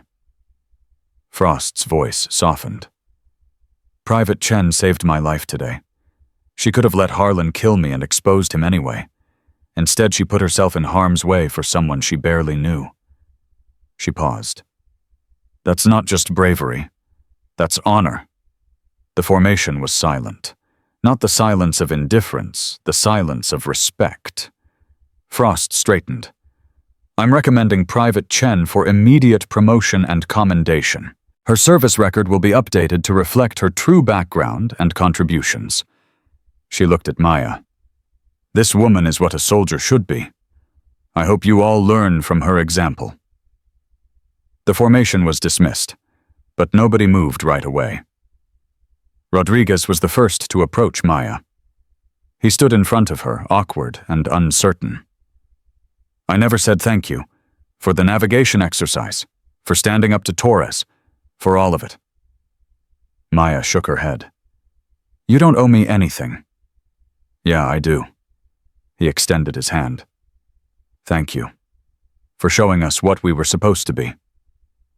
She shook his hand. Collins came next. Then Wallace. Then soldiers she didn't know. Men who'd ignored her, mocked her, doubted her. One by one they came. Some shook her hand. Some just nodded. Some apologized for things they'd said or done. Maya accepted it all. Not because she needed their approval, but because this was the change Jean had died for. Torres hung back at the edge of the crowd, watching. He didn't approach. When Maya's eyes met his, he looked away. That was enough. For now. Hours later, Maya stood alone at the edge of the compound, looking out at the desert. The stars were bright overhead, the same stars Jean had once watched from this very base. Footsteps approached. She didn't turn.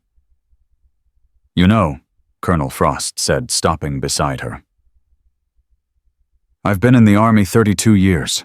I've seen a lot of soldiers come and go. Good ones, bad ones, everything in between." Maya said nothing. "I've never seen anyone like you." Frost's voice was quiet. "What you did today, the restraint you showed. You could have killed Harlan. Part of me thinks you should have. But you didn't. Jean wouldn't have wanted that." "No, she wouldn't have." Frost paused. "I knew your sister Maya. Not well, but enough. She talked about you sometimes. Said you were the strong one. The one who could handle anything." Maya's eyes burned. She was wrong. She was always the strong one. I just tried to keep up. "Maybe that's what sisters do." Frost turned to face her. "I have something for you. Something that was found in Harlan's personal effects." She held out a small object. A coin. Worn, weathered with a phoenix barely visible on one side. Maya's breath caught. Jean's coin. Harlan kept it, as a trophy probably. Frost's voice hardened with disgust.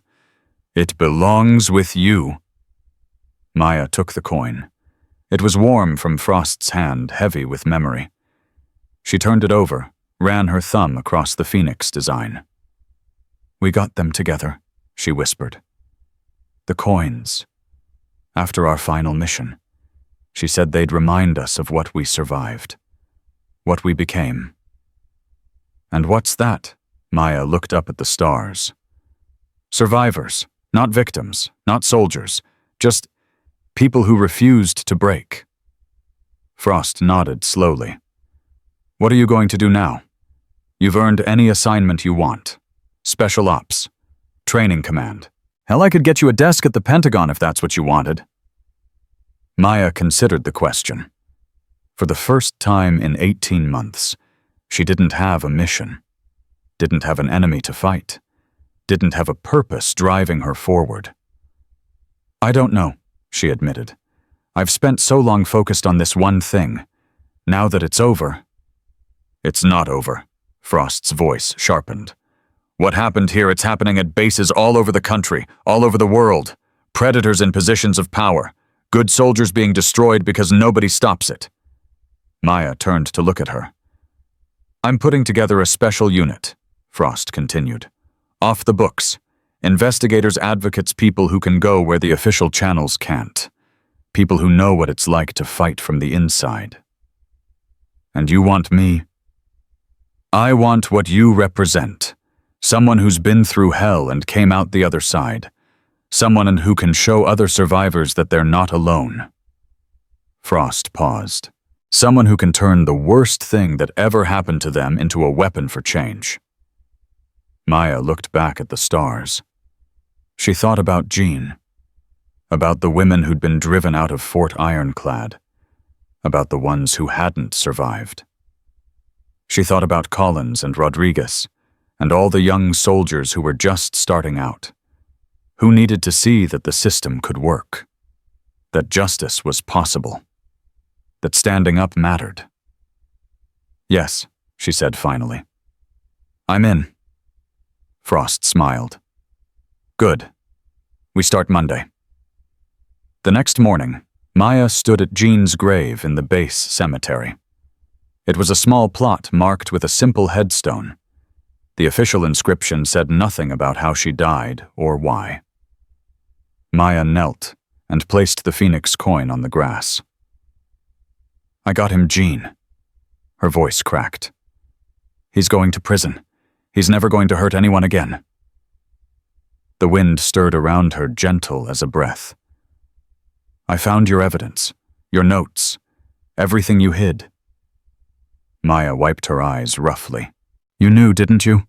You knew he was coming for you, and you set all this up anyway, for me. She pressed her hand against the headstone, feeling the cold stone beneath her palm. I'm sorry I wasn't here. Sorry I couldn't save you. But I promise, I swear on everything I am, I'm going to make sure your death meant something. I'm going to help the ones who are still fighting, the ones who think nobody's listening. She stood slowly. Rise from the ashes, right? That's what you always said. Maya touched the tattoo on her shoulder.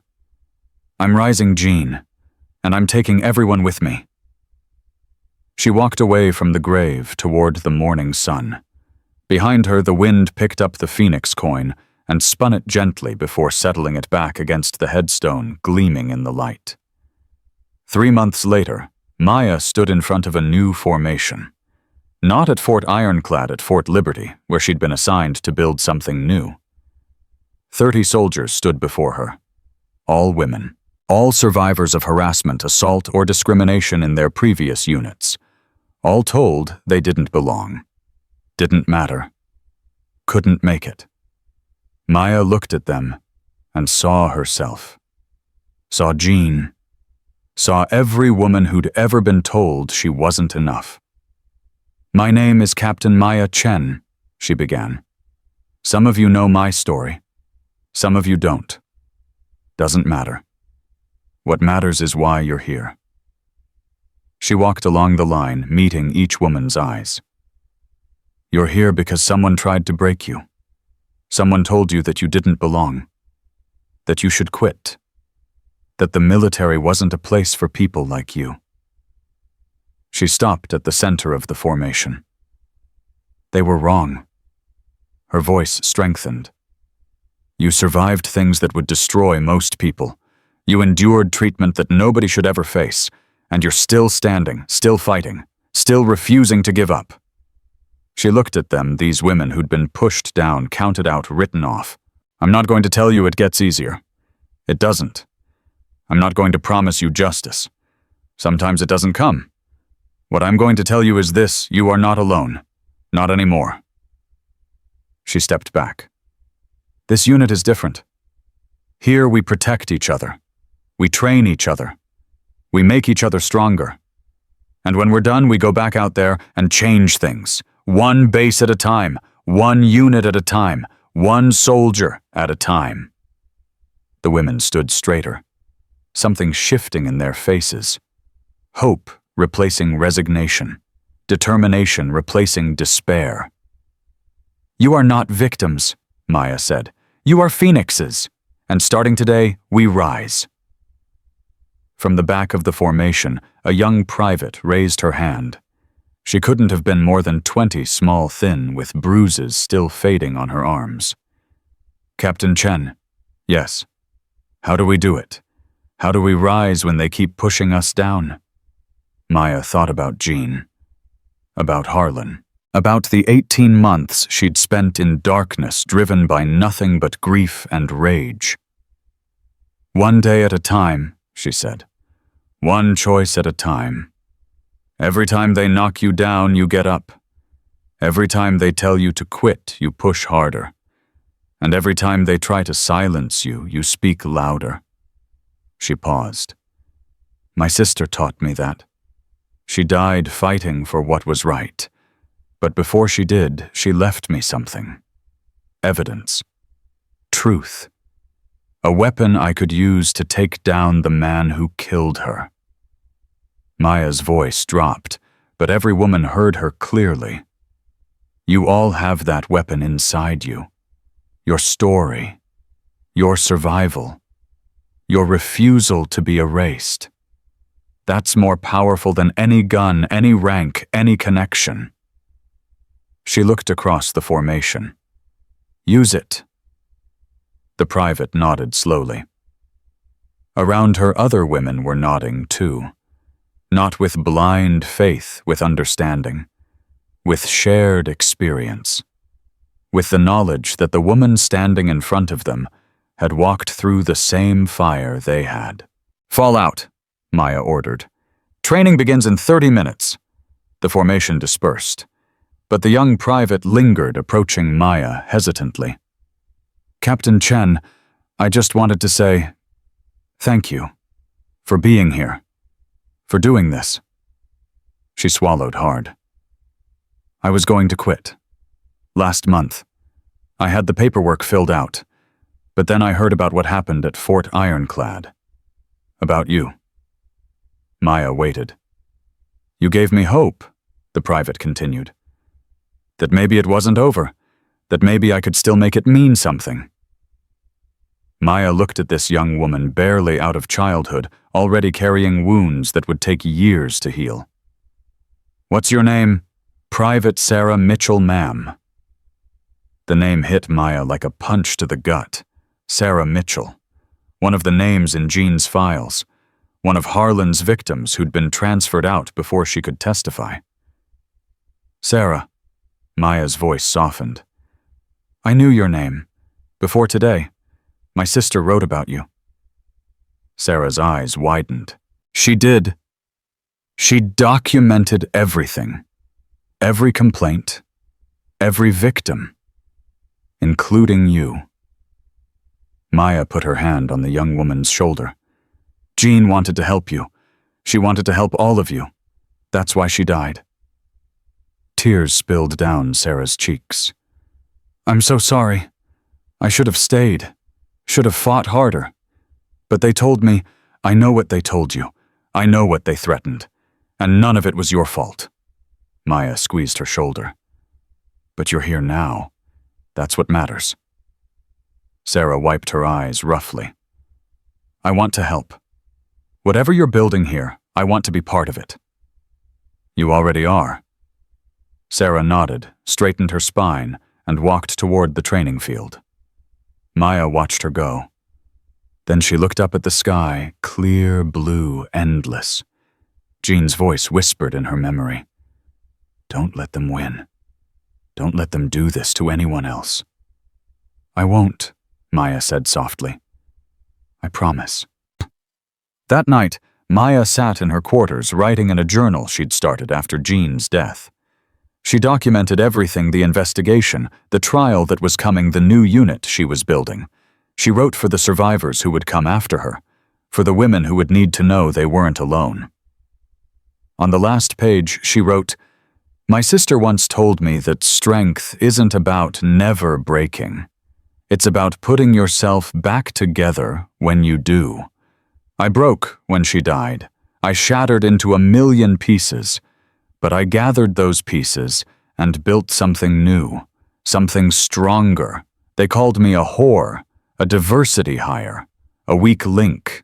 They told me I didn't belong, that I should quit, that women like me had no place in their world. They were wrong. I am a soldier, a survivor, a sister, a phoenix, and I will never stop rising." She closed the journal. Outside, the sun was setting. Tomorrow would bring new challenges, new battles, new soldiers who needed to learn that their strength was greater than their trauma.